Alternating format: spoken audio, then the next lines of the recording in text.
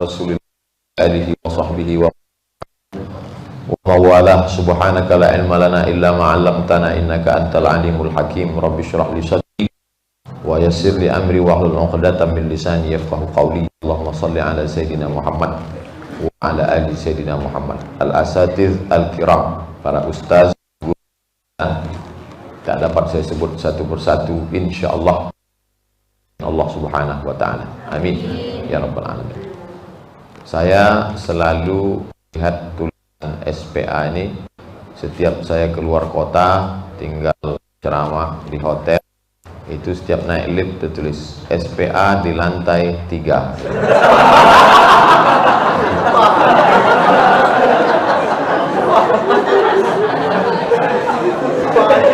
Tapi terus terang saya sampai hari ini belum pernah masuk walau sekalipun.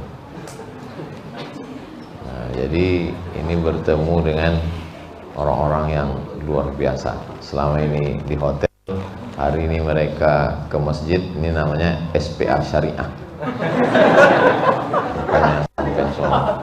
Santri penerima amanah. Yang pertama yang mesti kuat itu adalah akidah.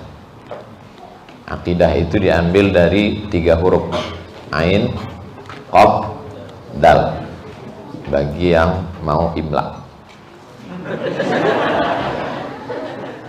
Dari kata ain, qaf, dal, itulah asal akidah. Dari kata ain, qaf, dal, itulah muncul istilah akad. Kalau akad jual beli, ada penjual, ada pembeli. Saya jual duku ini sekilo dengan harga 20.000 tunai. Kata yang membeli, aku terima. Sah. Dari kata akad itulah muncul ada akad nikah. Dari wali kepada mempelai laki-laki. Aku nikahkan anakku dengan engkau 17,785 gram emas beserta kuningan dan batu kecubung tunai. Maka dari kata akad itu artinya 2 tali yang diikat.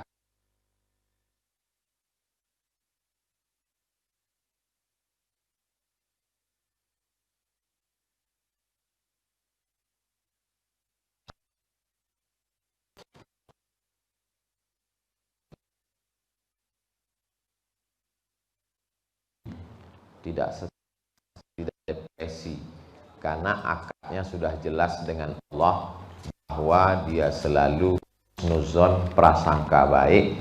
Sakitnya itu untuk menghapus dosanya.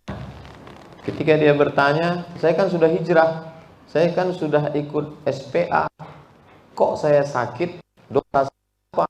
Dosamu yaitu nanya-nanya, dosamu apa itu? Karena berarti kau tidak ridho menerima ketetapan Allah Subhanahu wa ta'ala. Jadi hidup ini yang paling pertama, paling penting adalah akidah. Akidah dengan tauhid. Tauhid diambil dari juga waw, ha, dal. Wahada, yuwahidu, tauhid. Kalau akidah 2 tali yang disimpul mati sampai mati tak terbuka, maka tauhid artinya menunggalkan, mengesahkan, tidak ada yang mengatur hidup kita, tidak ada yang mendatangkan mudarat dan menolak manfaat, tidak ada satupun yang punya kuasa, la haula wala quwwata illa billah.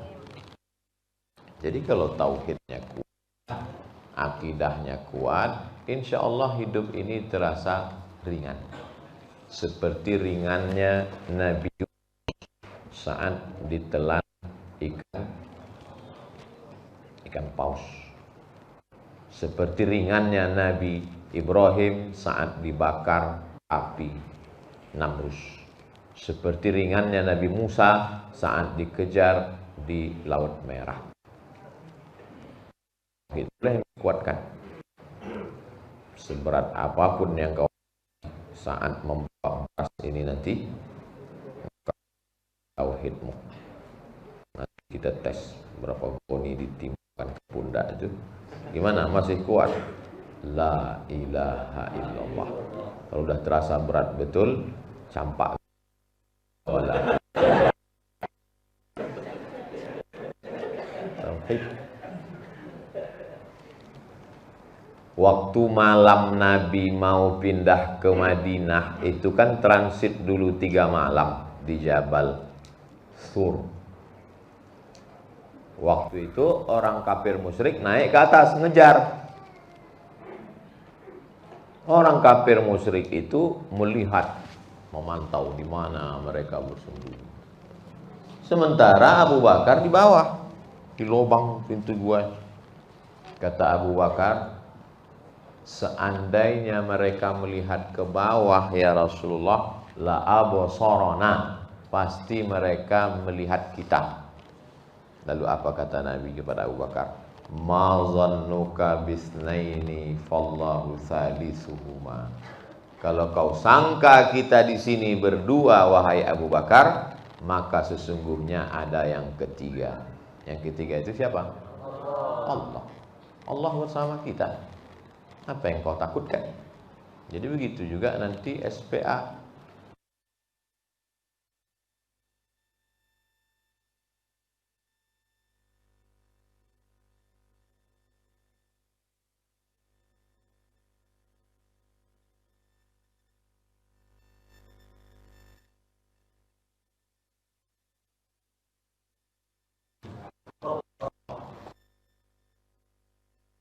Saling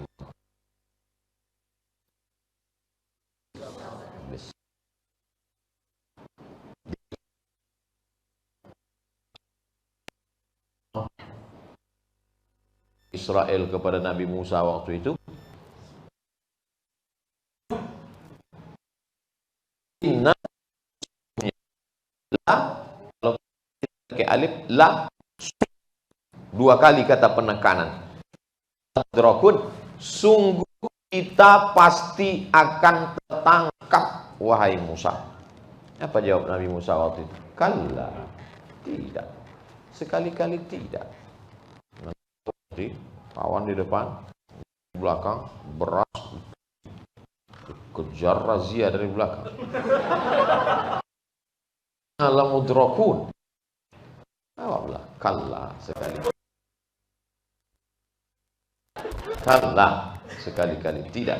Inna ma'iya rabbi sayahdin, bersamaku ada Allah yang akan menyelamatkan kita. Kalla, langsung tunjukkan SIM masih hidup. Kalla, STNK, pajak, PPKB masih sehat. Kalla, inna ma'iya rabbi sayahdin. Jadi kalau tauhidnya tidak kuat hidup ini, kita rapuh. Makanya menanamkan tauhid itu selama di kota Makkah 13 tahun. Tauhid dulu, tauhid dulu, tauhid. La ilaha illallah. Tidak ada yang bisa memudaratkan satu pun di atas dunia ini. La ini jitama'atil ummatu, berkumpul semua orang di atas dunia ini. Ala ayyadurruka bisyai'in, mau memudaratkanmu, mau mencelakaimu, mau membunuhmu, mau melukaimu, mau mematikanmu. La yadurruka, mereka tidak akan bisa illa bisyai'in qad kataballahu alaik, kecuali memang sudah ditakdirkan Allah subhanahu wa ta'ala. Abdul Somad hari ini ditakdirkan mati jam 10. Begitu menurut takdir. Misal, yang takut dulu. Misal Abdul Somad mati jam 10.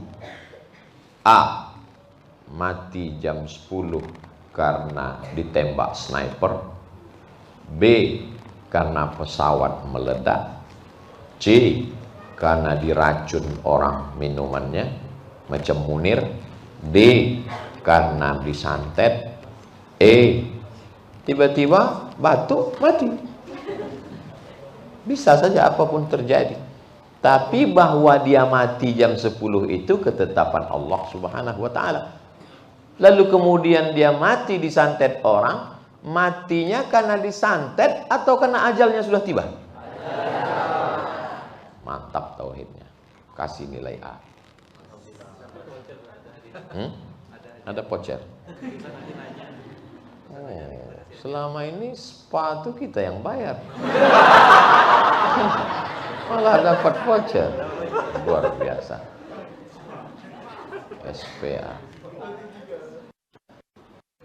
Tauhidnya harus kuat.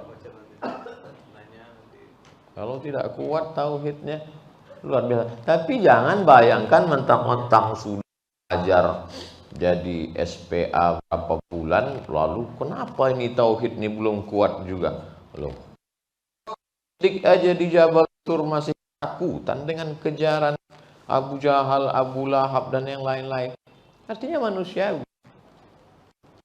Ya laitani muttu qabla hadza wa kuntu nasyan mansiya, kata Maryam ketika dia hamil tanpa suami, diejek-ejek oleh orang Israel. Masa enggak punya suami mengandung? Apa kata dia? La ya laitani muttu qabla hadza. Andai aku mati sebelum ini. Apakah itu ungkapan mengeluh Maryam? Tidak. Dia manusiawi. Merasakan sakit, sedih, kecewa, gundah, galau. Hati manusia berbolak-balik. Tapi setelah itu ada penguatnya. Itulah tauhid. Jadi tauhid ini pertama yang paling dikuatkan. Bagaimana cara menguatkan tauhid? Ngaji terus. SPA kan ngaji terus. Bagaimana menguatkan tauhid itu? Berjamaah. Karena kalau kita sendirian lemah, maka saat kita lemah, datang kawan kita menguatkan kita. Wa tawasau bil haq, tentang tauhid. Aduh bro, dulu perasaan aku sebelum ikut SPA ini hidupku tenang-tenang aja. Sekarang setelah ikut SPA ini, kemarin ke masjid sendal hilang, subuh tadi helm hilang, pas dicek handphone pulsa habis. Maka datang kawan mengingatkan sebelah, kuat akhi.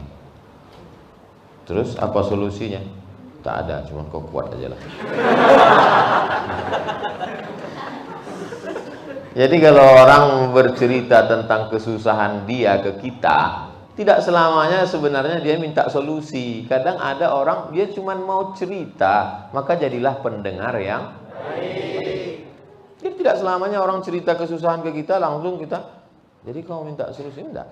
Makanya saya kalau ada jamaah cerita ke saya, Pak Ustadz saya begini-begini, saya cuma jawabnya, iya, insya Allah, iya, insya Allah. Udah saya atur, sekian menit sekali, iya, insya Allah. Karena saya tahu sebenarnya dia cerita itu bukan mau minta solusi, dia cuma mau cerita. Karena dia tak punya teman cerita. Kalau kita tidak mau dengarkan dia, nanti dia akan cerita ke angkot di pinggir jalan. Itulah yang orang senyum sama angkot. Lewat angkot. Nah, jadi yang dimaksud dengan tauhid itu bukan hanya kita dengan Allah saja, tapi tauhid itu adalah kita dengan sesama orang yang bertauhid. Habis 15 menit untuk tauhid. 2. Berapa yang mau Ustaz sampaikan? 3. Setelah tauhid akidahnya kuat, buah dari tauhid itu adalah ibadah. Saya bawa orang, misal dia nggak kenal dengan Ustadz Lukman karena dia dari hutan pedalaman, misal saya bawa dia kemari. Pas Ustadz Lukman lewat, dia cuek aja. Tapi begitu sudah dikenalkan inilah Ustadz Lukman dan seterusnya, maka dia pasti akan datang bersalaman, cium tangan, karena dia sudah kenal. Begitu juga setelah kita bertauhid, setelah ngaji tauhid, wujud, qidam, baqa, mukhalafatul hawadits, qiyamuhu bi nafsihi, wahdaniyah, qudrat, iradat, ilmun, hayat, sama, basar, kalam. Siapa nama dia? Allah. Adakah yang lain selain dia? La ilaha illa huwa. Apakah dia itu ada? Al-Hayyu. Apakah dia mengatur kita? Al-Qayyum. Apa harta milik dia? Lahu ma fis samawati wa ma fil ard. Adakah yang bisa menolong selain dia? Man dzalladzi yashfa'u indahu illa biizni. Tahukah dia apa yang ada dalam hati dan pikiranku? Ya'lamu ma baina aydihim wa ma khalfahum wa la yuhituna bi syai'in min ilmihi illa bima syaa'. Sehebat apa kekuasaan dia? Wasi'a kursiyyuhus samawati wal ard. Apakah sulit bagi dia mengatur alam semesta? Wala ya'uduhu hifzuhuma. Hebatkah dia? Wa huwal aliyyul. Apa itu Pak Ustaz? Kok saya kayaknya pernah dengar ayat kursi. Jadi Allah mengenalkan dirinya melalui Al-Quran dan hadis Nabi Muhammad Sallallahu Alaihi Wasallam. Setelah kita kenal dia, ada responnya. Mahasiswa lama dengan mahasiswa baru lewat rektor. Pas lewat rektor, kebetulan mahasiswa-mahasiswa sedang merokok. Pas lewat rektor, begitu mahasiswa lama ngelihat, langsung masuk puntung rokok ke dalam tangan. Pak Rektor, Pak Rektor. Mahasiswa yang baru nggak kenal, cuek aja, nyantai aja. Hai guys. Nggak kenal, nggak tahu dia itu rektor, sangkanya security. Nah, apa bukti kita sudah mengenal Allah? Masuk yang kedua, ibadah. Jadi kalau kita sudah tauhid bagus, mulailah bangun.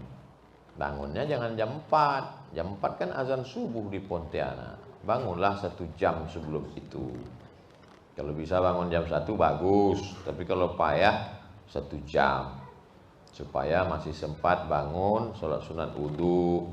Habis sholat sunat wudu, sholat sunat taubat. Habis sholat sunat taubat, sholat sunat tahajud. Habis sholat sunat tahajud, sholat sunat hajat. Habis sholat sunat hajat, sholat sunat witir. Habis itu baca Quran, Yasin. Habis itu istighfar, sholawat, nunggu azan subuh. Insya Allah pas 1 jam. Habis itu azan subuh ke masjid. Bukti kita, respon kita, karena kita udah kenal. Masyarakat akan menyambut kedatangan Bapak Bupati, Gubernur, Wali Kota, anggota Dewan, DPD. Apa responnya? Umbul-umbul. Mahal umbul-umbul, ambil pucuk pohon kelapa, diikat-ikat, dibuat lampu kelap-kelip, keliling, pasang obor, panggil mak-mak, pukul rebana. Menyambut kedatangan Bupati, Wabupati, anggota DPR, DPD, marilah kita sambut dengan salawat. Allahumma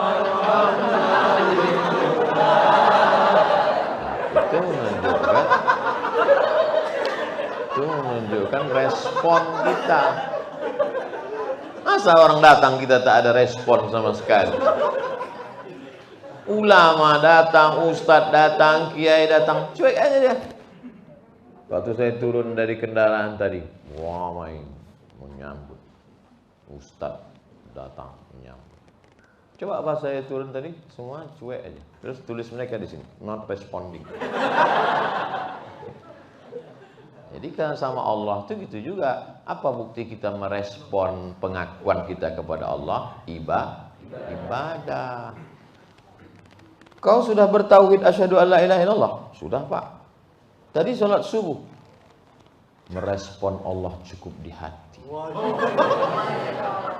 Allah tidak melihat diri kita yang zahir. Ini hanya cangkang kulitnya saja. Yang dipandang Allah adalah hati kita, Beb. Nggak bisa, karena masalah ibadah ini yang diikut tuh bukan hati. Yang diikut itu adalah Nabi. Nabi Muhammad SAW sholat, nggak pernah meninggalkan sholat. Laqad kana lakum fi Rasulillahi uswatun hasanah. Sholat duha, sempat-sempatkan sholat duha. Sholat tahajud, sempat-sempatkan. Sholat witir sebelum tidur. Paksakan diri sebelum tidur malam sholat witir. Supaya apa? Supaya sebelum tidur wudhu dulu. Semengantuk apapun paksakan. Ngantuk betul Pak Ustadz, berat betul. Witir 1 rakaat. Tapi 1 rakaat ini Fatihah aja, nggak usah pakai iftitah. Allahu Akbar. Baca Fatihah, ruku, iktidal, sujud, duduk antara sujud, sujud, salam kanan, salam kiri, tumbang. Anggap tidur itu tidur terakhir, dan anggap malam itu malaikat maut akan datang. Setel jam 3. Pas jam 3 berbunyi handphone. Ting, ting, ting, ting, ting. Itu handphone Ustadz jadul. Kalau handphone anak muda sekarang pas jam 3 langsung bunyi. Hari ini. Itu yang belum hijrah. Yang udah hijrah begitu jam 3 langsung tenang, sunyi, sepi, kedengaran suara. Allahumma. Udah hijrah. Kalau malam itu kau terbangun, kau buka mata, matamu masih melihat jam dinding, alhamdulillah. Kalau malam itu kau terbangun, kau lihat HP-mu masih berbunyi alarmnya, alhamdulillah. Sampai masanya suatu saat matamu terbuka, kau tak dengar apa-apa, gelap. Yang kau dengar hanya kata-kata marabbuka. Barulah kau sadar sesungguhnya selama ini kau hanya mimpi. Mimpi jadi orang kaya, mimpi jadi pejabat, mimpi jadi artis, mimpi jadi ustadz, mimpi jadi SPA. Oleh sebab itu, ini penting ibadah, jangan sampai tinggal. Pertama, akidah. Kedua, ibadah. Pertama, akidah. Kedua, ibadah. Akidah sama tauhid sama. Ibadah. Ada orang menganggap ibadah itu sholat sunat, baca Quran, zikir. Itu ibadah mahdoh. Ibadah pure, original ibadah. Ada yang dia aktivitas tapi bernilai ibadah. Aktivitas sehari-hari. Masuk kantor jam 8 pagi, pulang jam 4 sore, pakai seragam. Itu aktivitas tapi bernilai ibadah. Karena waktu mau berangkatnya karena Allah. Security. Jaga dari mulai jam 6 sore sampai jam 6 subuh. Ibadah. Kenapa? Dia mau cari rezeki halal untuk makan anak istrinya. Takut dia makan riba, takut dia makan sogok, makan riswah. Maka dia bernilai ibadah. Hebatnya Islam, rutinitas berubah menjadi ibadah ketika disebut nama Allah. WC, kotor, bau, najis, sarang setan. Tapi begitu dia masuk sebut nama Allah, berubah jadi ibadah. Allahumma inni a'udzubika minal khubuthi wal khaba'is. Berubah menjadi ibadah. Kenapa? Karena ikut sunnah Nabi Muhammad sallallahu alaihi. Makan. Makan bukan ibadah. Semua makan. Binatang makan. Jin hantu nyiblorong sundel bolong makan. Tapi kenapa makan kita menjadi ibadah? Karena kita sebut nama Allah. Bismillahirrahmanirrahim. Ya Allah, jadikanlah makanan ini menjadi energi buat kami, dan seterusnya. Saya belum lulus, belum apa. Maka dia berubah menjadi ibadah. Nah, ini pahami antara ibadah mahdoh dan ibadah ghairu mahdoh. Sholat berjamaah ke masjid, mahdoh. Zikir, baca Quran, bayar zakat, haji dan umrah, mahdoh. Tapi kalau dihitung-hitung mana yang lebih banyak? Mahdoh atau ghairu mahdoh? Ghairu mahdoh. Aktivitas sehari-hari tapi bernilai ibadah. Itu yang lebih banyak. Akidahnya sudah baik, ibadahnya sudah baik. Yang terakhir, yang ketiga, akhlak. Makanya dalam hadis itu dikatakan, idza ja'akum man tardawna dinahu. Wahai bapak-bapak, kakek-kakek, kalau datang seorang laki-laki, anak muda mau meminang anakmu, adikmu, cucumu, yang kau pandang dua, dinahu, agamanya baik. Maksud agamanya baik apa? Sholatnya baik, akidahnya baik. Tapi ada satu lagi, wa khuluqahu, ada orang rajin sholatnya, tapi ngomongnya kasar. Kalau dia ngomong 5 menit, itu masih tenang hati kita. Masuk menit ke-6, hancur, bak kaca jatuh ke batu. Galah patah bisa disambung, kaca retak bisa direkat, hati yang sakit kemana obat akan dicari. Potong, masukkan ke Instagram. Insya Allah banyak follower. Jadi kalau sudah orang kasar, susah kita, hancur hati kita. Pas nengok mukanya, langsung kebayang kukuran kelapa. Kukuran kelapa itu kan kasar, dan dia nggak mau tahu. Sudah habis isi kelapa itu, tinggal tempurungnya. Mau tak dia berhenti? Enggak. Habis. Tempurungnya pun dihantamnya juga. Kita udah bilang, oh aku udah KO. Gasnya juga lagi. Hancur kita. Maka saya yakin adik-adik bisa berteman, bersahabat lama ini pasti karena akhlak. Saya dengan sahabat-sahabat, ustadz-ustadz di Munzalan ini tertawan dengan akhlak mereka. Baik-baik, lembut-lembut, santun-santun, ganteng-ganteng, pakai jas, pakai peci. Ustadz kok malah pakai jaket, pakai ini penyamaran mau masuk airport. Habis ini dia langsung pulang. Peci sama baju koko sama sarung sudah masuk koper, semua udah dikunci. Jadi cepat diantar. Karena kalau saya masuk ke airport pakai sarung, pakai koko, nanti mereka minta tablik akbar.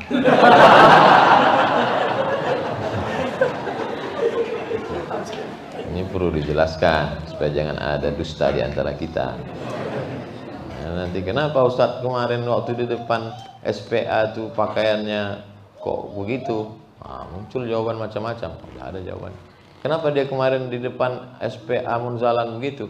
Iyalah, dia kan sedang spa. Akhlak ini paling penting. Al-adab fauqal ilmi. Akhlak di atas ilmu. Berapa banyak orang berilmu, runtuh ilmunya, seperti istana pasir di tepi pantai yang cantik, kokoh, indah. Datang air sekali ombak, hilang. Ustadz, ini kita mau buat acara pengurusan organisasi ini, mau pelantikan, nanti kita kirim batik dan ongkos jahit, bla bla bla bla bla bla. Si Anu nggak dimasukkan dalam organisasi? Enggak Pak Ustadz. Tapi dia S3 ini hebat. Susah nanti kita Pak Ustadz. Dia pantang lihat duit, hancur organisasi ini. Berapa banyak itu? Gara-gara akhlak. Pendidikan luar biasa, ilmu banyak. Ini kok nggak dimasukkan ke dalam kepengurusan? Kalau dia masuk nanti ke dalam Pak Ustadz, hancur pertemuan kita. Dia orangnya angkuh nih Pak Ustadz. 2 tangga di bawah Fir'aun Pak Ustadz. Susah gitu. Tapi berapa banyak orang yang biasa-biasa saja, ini dimasukkan. Kenapa? Baik nih, bagus orang, lurus nih orang.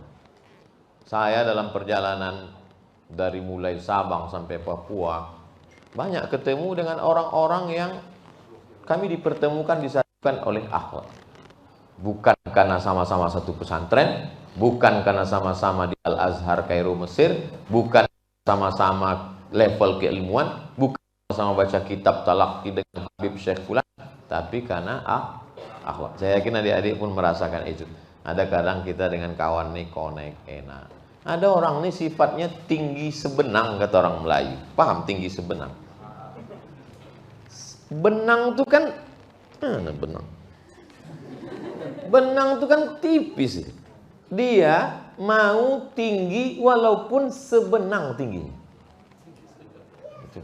Kalau kita ngobrol sama dia, aku dulu waktu SD pernah menang lomba azan satu sekolah, misalnya kita ngomong gitu. Aku dulu waktu SD pernah lomba azan sekolah.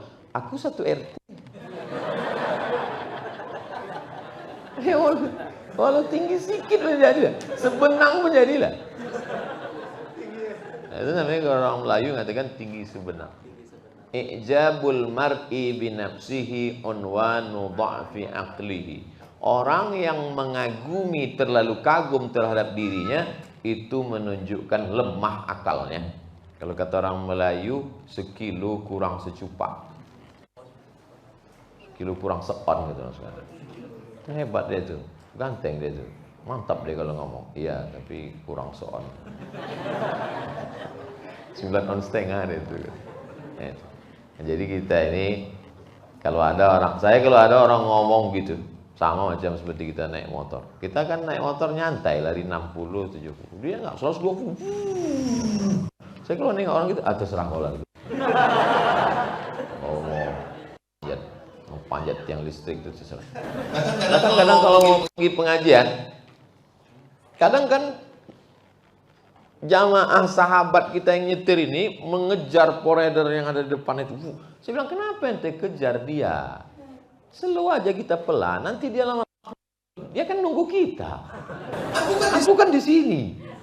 Dia nanti dulu sampai ke pentas, tak kan mungkin dikejarnya, masih carinya kita juga. Apa yang mau dikejar, saya bilang. Betul tak? Nah, jadi orang-orang yang seperti itu angkuh, sombong, tak bisa jalan dengan kita.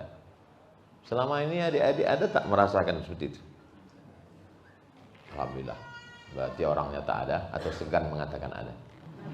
Memang orang-orang berakhlak ini luar biasa. Lebih baik pecah di perut daripada di mulut. Sakit jantung koroner kalau kau tahan lama-lama. Speak up, ngomong, bicara. Kalau ada orang fitnah macam-macam, tanya dia. Kabarnya kau sudah memfitnah saya begini. Terus saya mau klarifikasi. Oh, usah kamu ngajak tinju tadi. Mau klarifikasi. Akhlak. Jadi akhlaknya dikedepankan. Akhlak bersama kawan-kawan SPA, akhlak kepada ustadz dan guru. Yang paling penting adalah akhlak kepada Allah Subhanahu wa ta'ala. Akidah, ibadah, akhlak. Itulah yang dapat saya sampaikan dari jam 9, jam 9.35. 35 menit kita bernilai ibadah. Kenapa dia bernilai ibadah? Karena didasari oleh tauhid la ilaha illallah dan dia berbuah menjadi akhlakul karimah. Kalau hanya sekedar ilmu, setan, iblis ilmu. Kalau hanya sekedar ilmu, orientalis yang belajar Islam jauh lebih berilmu. Maka kita dimuliakan karena akhlak. Nabi Muhammad dipuji Allah karena akhlak. Wa innaka la'ala khuluqin azim. Terima kasih segala perhatian, mohon maaf segala kesilapan dan kesilapan. Ala hadhihi niyyah. Al-Fatihah. A'udzu billahi minasy syaithanir rajim. Bismillahirrahmanirrahim. Alhamdulillahi rabbil alamin. Arrahmanir rahim. Maliki yaumiddin. Iyyaka na'budu wa iyyaka nasta'in. Ihdinas siratal mustaqim, siratal ladzina an'amta 'alaihim ghairil maghdubi 'alaihim waladdallin. Amin. Allahumma aslih syababal muslimin. Perbaikilah akhlak anak-anak muda kaum muslimin. Wahfazhum min kulli su' wa syarr. Jaga pelihara dari segala perbuatan maksiat dan tercela ya Allah. Allahumma dafa'anna al-ghala wal waba wal fahsya wal riba wal zina wal munkar. Selamatkan anak-anak muda kami dari zina, dari narkoba, dari LGBT, dari perbuatan keji dan mungkar ya Allah. Tsabbitna 'alal iman wal Islam. Kokohkan kami dalam iman dan Islam. Ya muqallibal qulub, Engkau yang membolak-balikkan hati, tsabbit, kokohkan hati kami ala dinik dalam agamamu, wa ala ta'atik dalam ketaatan kepadamu. Allahumma arham al-munfiqin, saudara-saudara kami yang sudah berimpak, berwakaf, curahkan rahmat kasih sayangmu pada mereka dan pada kami semua ya Allah. Allahumma anzilna munzalan mubarakan wa anta khairul munzilin. Tempatkanlah kami di tempat yang penuh keberkahan, karena Engkaulah sebaik-baik yang menempatkan segala makhlukmu ya Allah. La tada'lana zamban illa ghafartah. Segala dosa kami ampunkanlah ya Allah. Wala aiban illa satartah. Segala aib cacat kekurangan kami tutupilah ya Allah. Wala musafiron illa wasaltah. Yang musafir sampaikan ke tujuan dengan selamat ya Allah. Wala maridhan illa syafaitah. Yang sakit angkat penyakitnya, sehatkan untuk selamanya. Wala mayyitan illa rahimtah. Yang meninggal dunia curahkan rahmat kasih sayangmu ya Allah. Wala hajatan min hawaijid dunya wal akhirati laka ridha walana fiha salah. segala hajat dunia, hajat akhirat Engkau ridha dan baik bagi kami, maka tunaikanlah, mudahkanlah ya Allah. Allahumma la sahla illa ma ja'altahu sahla wa anta taj'alul hazana idza syi'ta sahla. Rabbana taqabbal minna, terimalah segala amal kebaikan kami ini ya Allah. Allahumma ja'alna minal mukhlasin, jadikan kami orang-orang yang ikhlas beramal karena la ilaha illallah Muhammadur Rasulullah. Allahumma ja'alna minal mutahabbina bijalalik, jadikan kami bersaudara karena Engkau ya Allah. Azillana tahta zilli arsyika, berikan kami naungan di padang singgasana aras, di bawah singgasana arasmu di padang mahsyar. Saat itu tak ada tempat bernaung kecuali Engkau saja ya Allah.